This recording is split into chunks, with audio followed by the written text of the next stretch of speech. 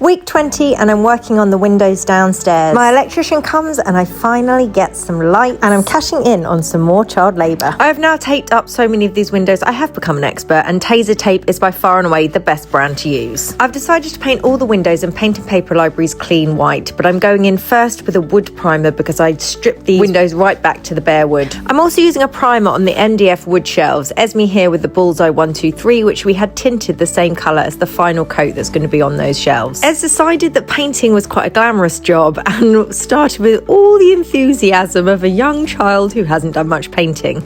She got quite tired, but bless her, she saw it through with a small interlude to go swimming and a little bit of help from mummy, but by the time the sun went down, the job was done. So a little note of appreciation for Esme. Thanks, Es. Back to the windows, which have been the most labour-intensive part of this whole renovation, and I realised that I'd ripped off the old window ledges because they weren't great, and I needed to put on some new window ledges. Didn't have a clue what I was doing, so I just went and bought a piece of wood, sanded it to death to make it all smooth around the outside, drilled some pilot holes, and then put it on, and actually, it worked! My give it a go attitude hasn't always worked on this renovation, but it did work today. I got the architraves finished around the windows to frame them, and then I decided to line this opening where I took down the wall with some wood. Riley, the electrician, swung by. He got the fan installed in the bathroom. This one's by Ventaxia. It's very discreet because it's the first thing you see when you walk in the door. And then on to more exciting electricals, he did my bedside lights. Now these are from Lighting Direct, and I've noticed they're actually on sale there. They're called the Edit Marble Wall Light in brass, and they're only £28.79. They're such a bargain. My ceiling light is also from Lighting Direct. It's got a brass chain that hangs down from the ceiling, but the actual lampshade is just all glass, and it's going to sit above the bed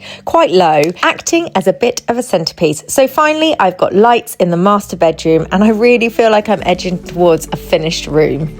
Ever since I've had this house, I haven't had a light by the front door, which means every time I come here and try to open that door, I have to have a torch and my key, and I'm doing this, it drives me mad. So I'm really happy that finally I am getting a light put outside the front of the door, and I've got this really lovely light from Lighting Direct, which is where I've actually got all my lights from.